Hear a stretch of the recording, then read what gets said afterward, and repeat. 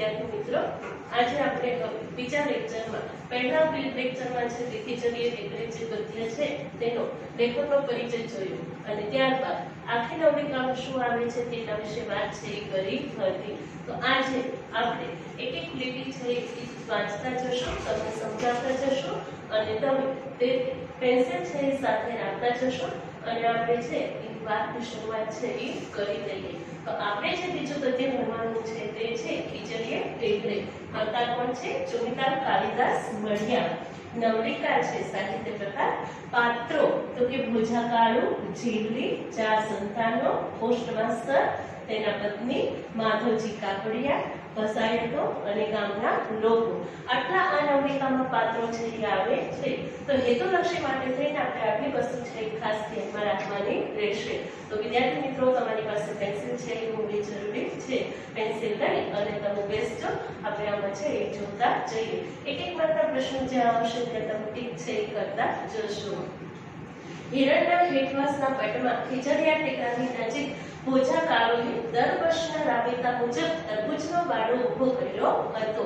હિરણ એ ગામમાં એક નદી છે, નદીનું નામ છે પટ, એટલે કે નીચેનો જે ખુલ્લો ભાગ છે ત્યાં ભોજાકાળુએ આ વર્ષે છે તે તરબૂચનો વાડો ઊભો કર્યો હતો. હવે આપણે જોઈએ વિદ્યાર્થી મિત્રો, ભોજાકાળુની વાત છે એ આપણને ખબર છે કે કેટલો અત્યંત કરુણ ગરીબીમાં છે પોતાનું જીવન છે એ ગાળે છે. એની પાસે રહેવા માટે ઘર નથી, કોઈ પણ કામ ધંધો કરવા માટે તે જમીન નથી. એટલા માટે તેને આ જે નદીનો ખુલ્લો પટ છે ત્યાં તરબૂચનો વાડો છે તે ઊભો કર્યો હતો. આટલે દિવસે તો ભોજાનું કુટુંબ નદીના ખુલ્લા પટમાં પડ્યું રહેતું હતું, પણ ઓણ શિયાળે રીંગણી પાવી નાખી અને ગોળાના પાણીથી જીવે એવી ટાઢ પડવા માંડી. આટલે દિવસે એટલે ચોમાસામાં અને ઉનાળામાં છે એ તો ભોજાનું આખું કુટુંબ છે તે નદીના ખુલ્લા પટમાં એટલે કે ખુલ્લા વિસ્તારમાં છે એ પડ્યું રહેતું હતું. પરંતુ ઓણ એટલે કે આ વર્ષે છે એ ખૂબ ઠંડી છે એ પડવા માંડી હતી. કેવી ઠંડી પડવા માંડી હતી? તો કે ભાઈ રીંગણી છે એનો છોડ બાળી નાખે અને ગોળાનું પાણી છે એ ભીજી દે એવી ઠંડી છે એ પડવા માંડી હતી. ત્યારે ભોજો ગીરની અંદર છે 3 વાર તલ વાવણ કાપી લાવ્યો અને જીવલી વગડો ભરીને સૂકી સાઠીઓની ગાડી ભેગી કરી 4 દિવસમાં તો ધણી ધણિયાળીએ મળી 4 છોકરાને ચૂલો સમાઈ શકે એવડો કૂપો વાડા વચ્ચે ઊભો કરી દીધો. વિદ્યાર્થી મિત્રો, 1 માર્ક અને 2 માર્કનો પ્રશ્ન છે એ પૂછાય છે કે ભોજાકાળુએ કઈ રીતે વાડો છે તે વાડામાં કૂપો છે એ ઊભો કરી દીધો. કૂપો એક શબ્દ સમૂહ માટે એક શબ્દ છે. કૂપો એટલે કે ઘાસ પાંદડાથી બનાવેલું ગોળ ઘુમટા આકારનું જે ઝૂંપડી છે તેને કૂપો કહેવામાં આવે છે. તો ભોજાએ કૂપો તૈયાર કરવા માટે થઈ અને શું કર્યું? તો કે 3 વાર છે તે ગીરના જંગલમાં જઈ અને તલ વાવડ છે એ કાપી આવ્યું અને જીવલીએ છે એ વનવગડામાં ફરી અને સૂકી સાઠીઓ છે એ ભેગી કરી. તો આવી રીતે ધણી ધણિયાળી એટલે કે પતિ પત્નીએ બંનેએ છે એ મળી અને 4 દિવસમાં છે તો કૂપો તૈયાર કરી દીધો. ક્યાં તૈયાર કર્યો કૂપો? તો કે તરબૂચનો વાડો જ્યાં એને હિરણના હેઠવાસના પટમાં છે એ બનાવ્યો હતો ત્યાં એને એ વાડો છે એ ઊભો કરી દીધો હતો. છતાં ભોજાને લાગતું હતું કે દર વર્ષ કરતા આ વખતે તાણ મારા પર વેર વાળવા આ વાડા ઉપર જ વધારે પ્રમાણમાં ખાવતી છે કે આટલો કૂપો છે તૈયાર કર્યો છતાંય હજુ ઠંડી છે એ ઓછી થતી ન હતી. કેવી ઠંડી ઓણ શિયાળે પડતી હતી? તો કે રીંગણીના છોડ છે એ બાળી નાખે અને ગોળાના પાણીથી જીવી દે એવી ઠંડી પડતી હતી. એટલે ભોજાને એમ લાગતું હતું કે ભાઈ મારા એકના ઉપર જ વેર વાળવા એટલે કે દુશ્મની કાઢવા માટે થઈ અને આ ઠંડી છે એ માત્ર મારા વાડામાં જ છે એ વધારે પડે છે. એમ કે એક તો હિરણની પટના ટાઢાબોળ પાણી અને વધારામાં પોષ મહિનાનો હિમ જેવો વાયરો. કે ભાઈ એક તો એમ કે ત્યાં નદીના કિનારે છે આપણે જોયું વિદ્યાર્થી મિત્રો કે વધારે ઠંડી છે એ લાગે છે. તેથી કહે છે કે ભાઈ હિરણના પટના ટાઢાબોળ છે છે એ પાણી ટાઢું એટલે કે એકદમ ઠંડુ છે એ તો એનું પાણી હોય એમ, અને એમાંય પોષ મહિનાનો હિમ જેવો વાયરો, હિમ એટલે કે બરફ, એ પોષ મહિનાનો એમાંય તે બરફ જેવો વાયરો એટલે કે પવન છે એ વાતો હતો. ભોજો સાવ ઉઘાડા ડીલે ઊભો ઊભો વાડાનું ટોયામણ કરતો હતો. ડીલે, ડીલ એટલે કે શરીર. ભોજો છે આવી કડકડતી ઠંડીમાં પણ એમ કે સાવ ઉઘાડા ડીલે, એની પાસે વસ્ત્ર છે એ હતા નહીં, એટલે તરબૂચના વાડામાં છે ઊભો ઊભો ટોયામણ કરતો હતો. ટોયામણ કરવું એટલે વિદ્યાર્થી મિત્રો પાણી છે એ પાવું, તરબૂચના વાડાને છે એ પાણી પાછો હતો એમ કે. અને પહેરવા કડિયું તો આજ કેટલાય સમયથી સાંભળ્યું નહોતું કે ભોજાને પહેરવા માટે કડિયું, કડિયું એટલે પુરુષોની કમરની ઉપરનું પહેરવામાં આવતું જે વસ્ત્ર છે તે તો ભોજાને કેટલાય સમયથી સાંભળ્યું ન હતું. સાંભળવું એટલે કે મળ્યું ન હતું. વર્ષો જૂની ચોરણી હતી, એના ઉપર ગોધરા જેવા ઉપરા ઉપરી થીંગડા ચોટી ચૂક્યા હતા, કે એની પાસે વર્ષો જૂની છે એમ કે એક ચોરણી છે એ હતી, એને પહેરી હતી, પરંતુ એના ઉપર તો એને કેટલા બધા થીંગડા છે એ માર્યા હતા. થીંગડા મારી મારીને આ ચોરણી છે એ જાડી ગોધરા જેવી છે એ કરી દીધી હતી એમ કે. હવે એ થીંગડાઓ પણ ઘસાતા ઘસાતા ચાળણી બનેલું એ થેપાડું એટલું તો જીર્ણ થઈ ગયું હતું કે હવે એનો વધારે જીર્ણોદ્વાર શક્ય જ ન હતો. જીર્ણોદ્વારની જોડણી છે એ ધ્યાનમાં રાખજો. હવે એને જે જોડણીમાં બાંધેલા જે થીંગડા હતા એ થીંગડા પણ ઘસાઈ ગયા હતા, અને હવે વધારે એના ઉપર કોઈ કામ જોડણી ઉપર બીજું થીંગડું પણ મારવું છે એ હવે છે એ આ જોડણીમાં શક્ય છે એ હતું નહીં. ટાઢ જીરવવી એ પૂજા માટે નવી નહોતી. ઠંડી છે એ જીરવવું, જીરવવું એટલે ખમવું, સહન કરવું. એ પૂજા માટે છે એ ઠંડી આવી રીતે આટલો પોષ મહિનાનો એક તો હિમ જેવો ઠંડો બરફ જેવો વાયરો છે એ વાતો હતો, છતાં એ ઉઘાડા લીધે છે એ વાડામાં ઊભો ઊભો ટોયામણ છે એ કરતો હતો. તો આ જે ઠંડીને સહન કરવી એ પૂજા માટે કઈ નવી વાત છે એ હતી નહીં એમ કે. ભૂતકાળમાં પોતે જ્યારે સિંચોરીઓનો રવાડે ચડેલો ત્યારે કાજળ ઘૂંટ્યું હોય એવી કાળી દિવાંગ રાતે એ કાજળ રંગ જોડે પોતાના સીસમવર્ણ શરીરનો સુમેળ સાધવા તે કડકડતી ટાઢમાં પણ ઊભા મોલમાંથી ભારીઓ બાંધી જતો. ભૂતકાળમાં ભોજો શેના રવાડે ચડેલો હતો? એક માત્ર પ્રશ્ન છે એ પૂછાય છે. શેના રવાડે? સિંહ ચોરી. જો વિદ્યાર્થી મિત્રો માત્ર ચોરી ને સિંહ ચોરીના રવાડે છે એ ચડ્યો હતો ત્યારે કાજળ ઘૂંટ્યું હોય તેવી કાળી દિવાંગ રાત્રે એટલે કે અમાસનું બરાબર મધરાત્રે છે અંધારું છાયું હોય ત્યારે એમ કે સીસમવર્ણા શરીરનો સુમેળ સાધવા. સીસમ એ એક લાકડું આવે છે, ખૂબ મજબૂત છે એ આવે છે. એમ ભોજાનું શરીર છે એ પણ કાળું દિવાંગ છે એ હતું, એકદમ કાળું પડી ગયેલું, અને એ એટલું બધું છે એ મજબૂત છે એ બની ગયું હતું એમ કે સુમેળ સાધવા કડકડતી ટાઢમાં પણ ઊભા મલમાંથી ભારીઓ બાંધીને જતો. કે ભાઈ કડકડતી આવી કડકડતી જે ઠંડી પડે એમાં પણ ઈ છે ઈ અડધી રાત્રે જઈ અને ઊભા જે મોલ હોય પાક હોય એમાંથી ઈ ભારીઓ છે ઈ બાંધી અને જોઈ આવતો હતો. છતાં હવે અવસ્થા થઈ હતી. અવસ્થાની જોડણી છે એ ધ્યાનમાં રાખવાની. અવસ્થા એટલે ઉંમર, છતાં હવે એની ઉંમર છે એ થઈ ગઈ હતી, અને જુવાનીના ચડતા લોહીના અભાવે સહન શક્તિ પણ ઘટી હતી. કે જુવાનીમાં છે વિદ્યાર્થી મિત્રો દરેક વ્યક્તિ ગમે તે કામ છે એ કરી શકે, પણ જેમ ઉંમર છે એ થતી જાય એમ શરીર છે એ સાથ આપતું નથી. એટલા માટે હવે એની ઉંમર છે એ રીતે થઈ ગઈ હતી, તેથી એનામાં સહન શક્તિ પણ ઘટી ગઈ હતી. જુવાનીમાં એ ખૂબ સહન છે એ બધું, ઠંડી ગરમી છે એ ભૂખ બધું સહન છે એ કરી લેતો હતો, પણ હવે ઉંમર છે એ વધી ગઈ તેથી એનાથી આ બધું છે એ સહન થતું ન હતું એમ કે. તેથી હિરણના ઉપરવાસથી સુસાતા વીછીના ડંખ જેવા વાયરા કવચિત ભોજાના જડબાની ડાબલી બજાવી જતા ખરા એમ કે. હિરણના ઉપરવાસના એટલે કે હિરણ જે નદી છે એના ઉપરથી જે ઠંડા વાયરાઓ છે, ઠંડો પવન છે તે કવચિત, કવચિતની જોડણી છે ખાસ ધ્યાનમાં રાખવાની. કવચિત એટલે ક્યારેક ક્યારેક એવા સુસવાટા ઠંડા પવનના આવતા કે જ્યારે ભોજાના ઉઘાડા લીધે છે વીછીએ ડંખ માર્યો હોય એવી વેદના છે એ આ ઠંડા પવનના લીધે છે એ મોજાને થતી હતી અને જડબાની ડાકલી બજાવી જતા ખરા. જડબું એટલે કે મોઢું, એમ કે એની ડાકલી એટલે 32 દાંત છે તે એમ કે પકડાવી જતા ખરા. એવો ઠંડો પવન છે એ આવતો હતો. પોતાની 32 દાંત્યા કરડે એ સામે ભોજાને એટલો રંજ નહોતો કે ઊભો ઊભો પાડામાં છે એ પાણી વાતો. આવો ઠંડો પવન છે એ આવતો છતાંય ભોજાને એવો રંજ ન હતો કે મારે આટલું બધું દુઃખ છે એ સહન કરવાનું છે એ આવે છે એમ. પણ એને કયો રંજ હતો તો કે એને ટાઢમાં અને કપડાના અભાવે ઠૂઠવાતા વસ્ત્ર વગરના બાળકોનો હતો કે ભાઈ ટાઢમાં આટલી ઠંડી છે એમ કે એમાં એના બાળકો છે એ વસ્ત્ર વગરના છે અને આટલી ઠંડીમાં મારા બાળકો છે એ ઠૂઠવાય છે, ઠંડીના એકદમ છે એ હેરાન થાય છે. એ એને ભોજાને રંજ હતો.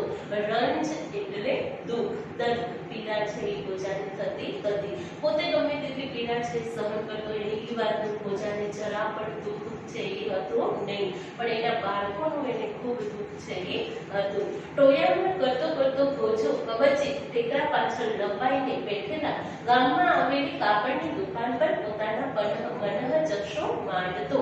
ટોયામણ કરવું એટલે પાણી પાવું. કે તરબૂચના વાડાને પાણી પાતો પાતો છે એ ખીજડીયા ટેકરાની પાછળ લંબાઈ જતો. લંબાઈ જવું એટલે સંતાઈ જવું, છુપાઈ જતું. છુપાઈ અને પેલી જે કાપડની દુકાન હતી ત્યાં પોતાના મનઃ ચક્ષુ, ચક્ષુનો અર્થ થાય આંખ, પોતાના મનરૂપી આંખ છે એ આ દુકાનમાં છે એ માંડતો હતો. એને દુકાનની અંદર ઘોડા ઉપર ખડકાયેલી કાપડની થપ્પીઓ પોતાની ચોર નજરે નોંધી લેતો હતો. કે ભાઈ દુકાનમાં છે એ કાપડની થપ્પીઓ હતી કે લોખંડનો છે એ ઘોડો છે હોય અને તેમાં છે જુદા જુદા કાપડ છે એ ગોઠવેલા હોય. એ થપ્પી ઉપર ભોજો છે એ નજર છે એ માંડતો હતો. ચોર નજરે નોંધી લેતો હતો. એક ચોર છે એની નજર કેવી હોય કે કઈ વસ્તુ કઈ જગ્યાએ છે એ પડી તે ઈ નોંધ છે એ કરતા હોય. તે ભોજો છે એ ઝાડવા પાછળ છે એ લપાઈ છુપાઈ અને પોતાની આ ચોર નજરે નોંધી લેતો હતો કે કઈ જગ્યાએ કેટલું કાપડ છે એ પડ્યું છે એમ. કે માનવજી કાપડિયું ગજના ગજ ભરે પણ મારા જેવા સારું કટકી લુગડું પણ ફાડે નહીં. એક મારા વિદ્યાર્થી મિત્રો પ્રશ્ન છે એ પૂછાય, માનવજી કાપડિયાની દુકાન સામે જોઈ અને ભોજો શું વિચારતો હતો? શું વિચારતો હતો કે આ માનવજી કાપડિયા છે તે ગજના ગજ કાપડ આખો દિવસ ફાડે છે. એટલે કે મીટરોના મીટર કાપડ છે આ ભોજા કાપડ એમ કે માનવજી કાપડિયો છે એ ફાડે છે, વેચે છે, પણ મારી જેવા સારું એક કટકી લુગડું એટલે કે વસ્ત્ર, કટકી એટલે થોડું પણ કપડું છે એ જે મને છે એ આપતો નથી. ભોજા જેવો ભડ માણસ પણ મન એટલો નિસાસો મૂકતો હતો. ભડનો અર્થ થશે બહાદુર. કે ભોજા જેવો બહાદુર માણસ પણ એક મનનો નિસાસો છે એ મૂકી દેતો હતો. તરત એનામાં રહેલો ભૂતકાલીન ભોજ્યો ધાડ પાડું સળવળી ઉઠતો. કે એનામાં રહેલો ભૂતકાલીન ભોજ્યો એટલે કે પહેલા જે ચોરી કરતો હતો તે ભોજો છે ધાડ પાડું એટલે કે ચોરી કરવી. ચોરી કરતો છે એ ભોજો છે સળવળી ઉઠતો હતો. માધ્યાની 8ના ઉંમરમાં એક ગણેશનો ભરાવો એ ભેગા જ એના ખોખરા કમાડ ફટાક કરતા ઉઘડી પડે અને ખભે ઉપાડી શકાય એટલું કાપડ ઉપાડી ઉભા ભેળું કરી દો. ભોજાને શું વિચાર હતો કે માધવજી કાપડિયાની દુકાન છે એને તો રાત્રે માત્ર એક ગણેશનો ભરાવો, ગણેશીઓ એટલે કે ચોરી કરવાનું જે સાધન છે તે એક છે કે માત્ર મોટે બારણામાં છે એ ભરાવું તો ફટાક કરતા બધા જ બારણાઓ છે તે ખુલ્લી જાય અને ખભે ઉપાડી શકાય એટલું કાપડ છે એ ઉપાડી અને ઉભા ભેળું કરી દો. એટલે પોતે જે તરબૂચના બાળકની વચ્ચોવચ્ચ એને જે કૂવો બનાવ્યો હતો એની ભેળું કરી દઉં એટલે કે ઘર ભેળું છે એ કાપડ કરી દઉં એમ કે. પણ આ ચિત્રની સાથે એક બીજું ચિત્ર પણ પરાણે આવી ઊભું હતું કે એ પોતે વિચારતો કરતો હતો કે હું ચોરી છે એમ કે કરી આવું એમ. પણ ત્યાં જે ચોરી કરવાનો વિચાર છે એ કરતો હતો એની સાથે એની નજર સામે એક બીજું દ્રશ્ય છે એ ખડું થઈ જતું હતું. વિદ્યાર્થી મિત્રો 2 માર્કમાં જે પ્રશ્ન પૂછાય છે કે બોજાકારોને ચોરી કરવાની સાથે બીજું કયું ચિત્ર એની નજર સમક્ષ ખડું થઈ જતું હતું. તો અહીંથી છે એ તમારે અંડરલાઈન છે એ કરી નાખવાની છે. જરી ટીક છે એ કરી નાખજો કે કયું ચિત્ર, તો કે ગામના શકમત શખ્સોની યાદી ઉપરથી કુબાની સગડ કાઢી પસાયતો ભોજાની ઢોર માર મારી રહ્યા છે. વિદ્યાર્થી મિત્રો 1 માર્કમાં પ્રશ્ન છે એ પૂછાય છે કે ગામના લોકો ભોજાને કઈ નજરે જોતા, કઈ નજરે? શક કરવો એટલે કે વહેમ કરવો.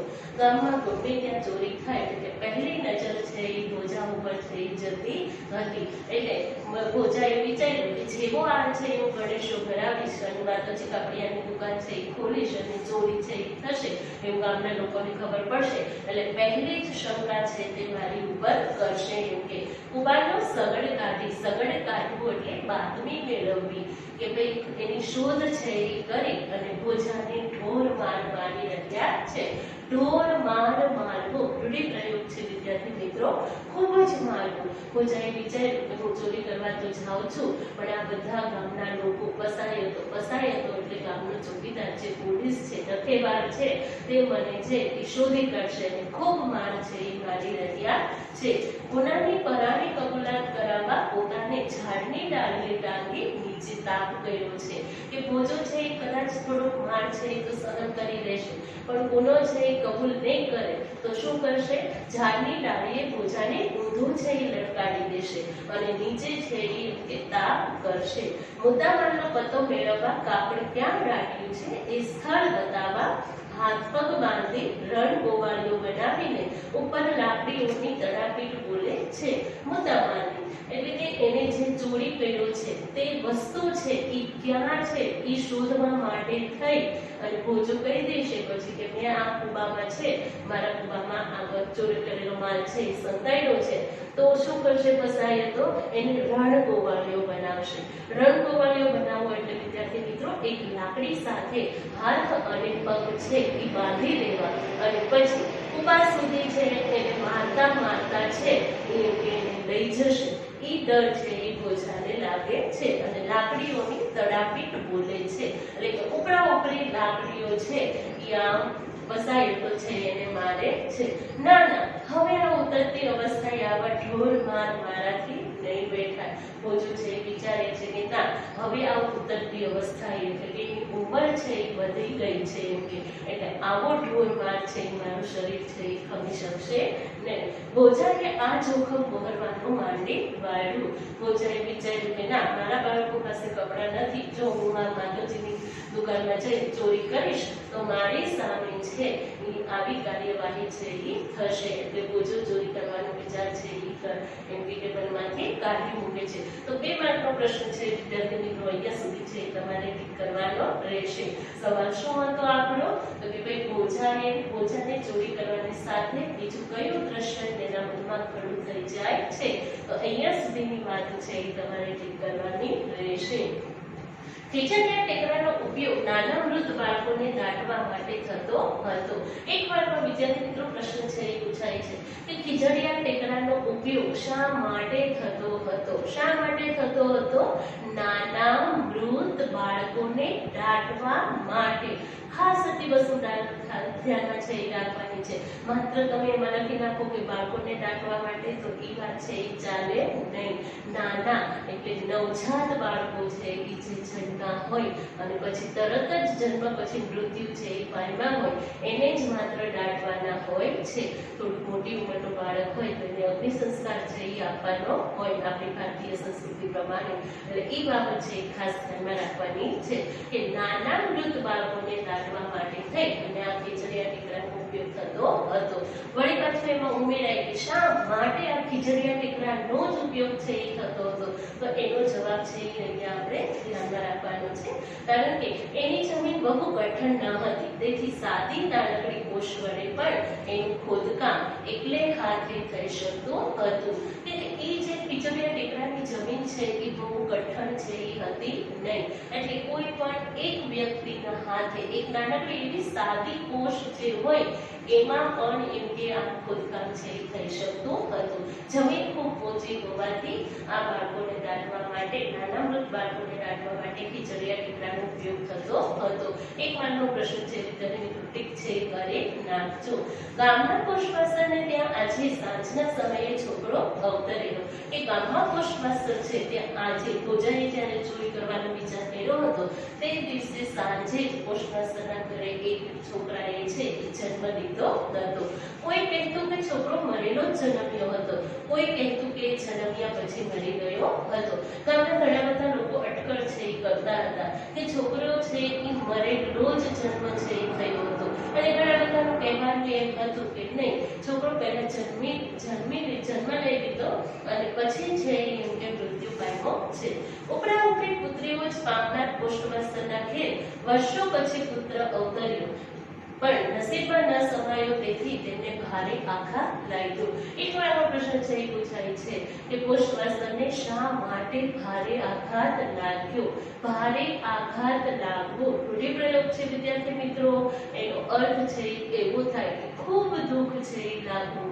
શા માટે પોસ્ટ માસ્ટરને ખૂબ દુઃખ લાગ્યું હતું? કારણ કે એના ઘરે ઉપરા ઉપરી ઘણી બધી દીકરીઓનો, પુત્રીઓનો જન્મ છે એ થયો હતો, અને આજે એના ઘરે પુત્રનો છે એ જન્મ થયો હતો, પરંતુ એ બાળક છે, એનો પુત્ર છે એ એમ કે મરેલો જ અવતરેલો હતો. તેથી પોસ્ટ માસ્ટરને ભારે છે એ આઘાત લાગ્યો. આ હતભાગીને ઘેર અવતરીને કશું સુખ ન પામનાર એ બાલુડા પાછળ માસ્તરે સારું દાન પુણ્ય પણ કરી નાખ્યું. હતભાગી એટલે જેના નસીબ સારા ન હોય તેવા વ્યક્તિ. કે પોસ્ટ માસ્ટર અને તેમના પત્ની છે એના નસીબ છે એ સારા હતા નહીં. ઈશ્વરે તેને ઘણી બધી દીકરીઓ પછી દીકરો તો આપ્યો, પરંતુ એના નસીબમાં ન સમાયો, એટલે કે જેવો જન્મ્યો તરત જ મૃત્યુ પામ્યો. તેથી આ બાલુડા પાછળ, કે આ નાનકડા એવા બાળક પાછળ પોસ્ટ માસ્ટરે ઘણું બધું દાન અને પુણ્ય છે એ કરી નાખ્યું. માધવજીના હાટેથી ઊંચામાં ઊંચી જાતનું રેશમી કાપડ વિતરાવીને મૃત બાળકને સારી પેઠે વિતાવ્યું. કે માધવજી કાપડિયાની દુકાને જઈ અને સારામાં સારું, ઊંચામાં ઊંચું જે રેશમી વસ્ત્ર હતું તે છે એ લઈ આવ્યા અને સારી પેઠે, એટલે કે ખૂબ સારી રીતે આ બાળકને છે એમાં છે વિતાવી દીધું. અને અધવડ મીઠાની ગાસડી બાંધીને 4 સંબંધીઓ જોડે પોસ્ટ માસ્ટર ખીચડીએ ટેકરે ચાલ્યા. અધમણ એટલે કે 10 કિલો મીઠાની ગાસડી છે એ બાંધી લઈ અને પોસ્ટ માસ્ટર છે તે ખીચડીયા ટેકરા તરફ ચાલ્યા. તો વિદ્યાર્થી મિત્રો અહીંયા સુધી આપણે જોઈએ. હવે પછીનો આગળનો પાઠ જે છે તે આપણે બીજા લેક્ચરમાં છે એ ભણીશું. નમસ્કાર.